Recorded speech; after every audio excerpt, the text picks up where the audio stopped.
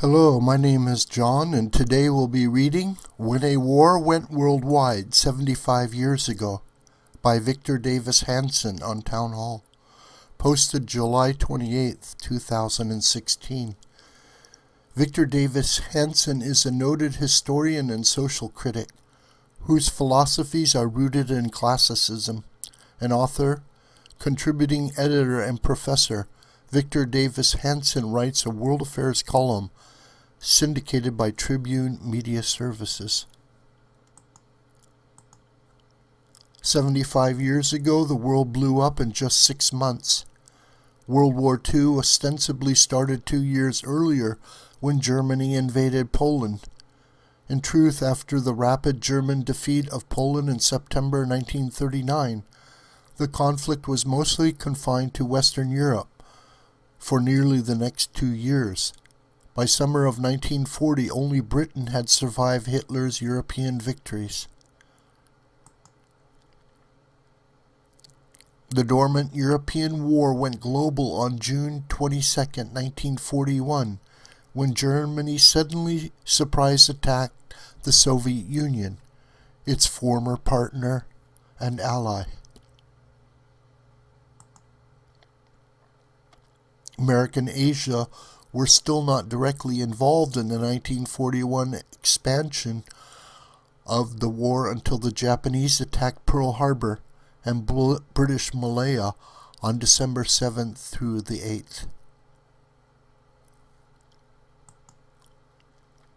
Yet the war was even then not truly global until Germany and Italy inexplicably declared war on the United States on December 11th, 1941. America was suddenly mired in a two-front war on land, sea, and in the air against the Axis powers, from the Arctic Circle to the Saharan Desert, and from the coast of Florida to China.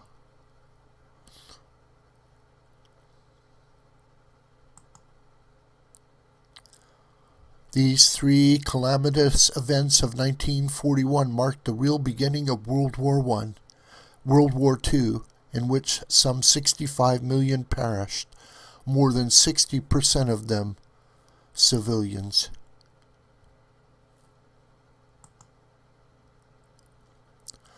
Hitler had no need to attack the Soviet Union, a vast country that even Napoleon could not successfully invade, and one that was supplying vast amounts of natural resources to his German war machine. Japan likewise had no reason to bomb the British and Americans in the Pacific. Neither democracy was planning to start a war with the Japanese.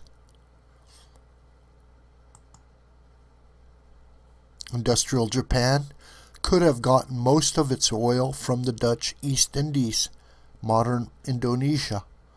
Its colonial master, the Netherlands, had been conquered by Germany and was no longer a colonial power. An aggressive Japan likewise could easily have had all of Indochina and other orphaned European colonies without triggering a war against the world's two largest navies. Had Germany not declared war on the United States after Pearl Harbor, it is likely that America would have focused on Japan and left Britain alone to fight Germany, just as it had done since 1939. So why did the three Axis powers commit such blunders that would lose them the new global war in less than 4 years? Nations, like people, are irrational. After conquering all of Western Europe, Hitler's Germany felt itself invincible.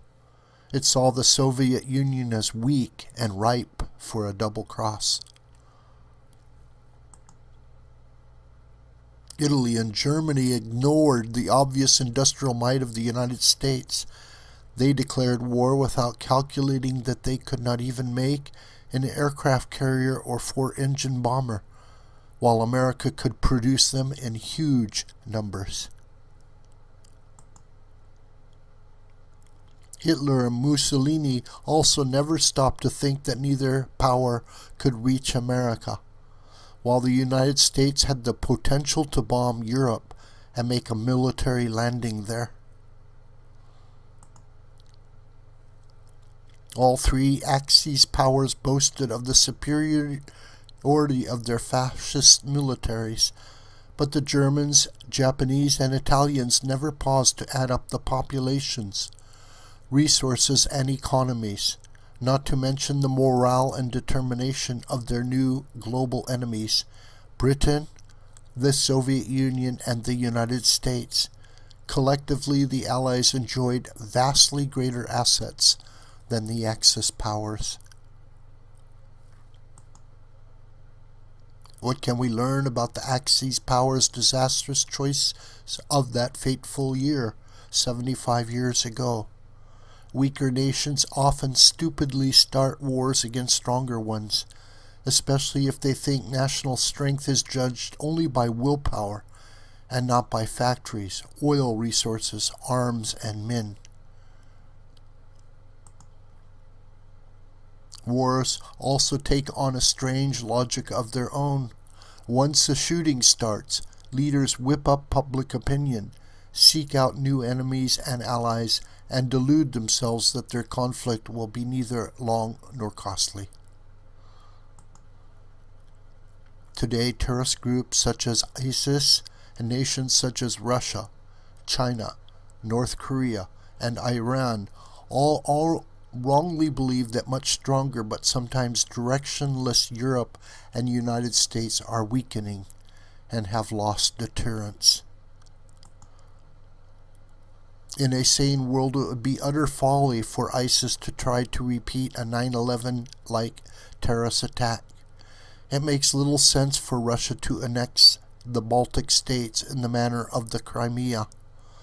It would be stupid for China to prompt a sea or air fight with Japan or Taiwan.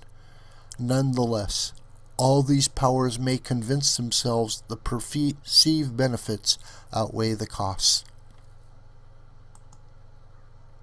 Iran has concluded that rogue countries that acquired a bomb, North Korea and Pakistan, became more powerful and respected by the West, but nations that gave up their nuclear programs, Libya, or had them dismantled, Syria and Iraq, either were conquered or torn apart. We should be careful this anniversary year. War starts when weak but aggressive nations are deluded into believing that they are powerful, and wrongly conclude that the truly strong and rational are somehow weak. This video is a production of the School of the White Crane. My name is John Brooker, and you could reach me through commentary on this video or through my Gmail listed here. Please share this video with family and friends and on social media. May God richly bless you.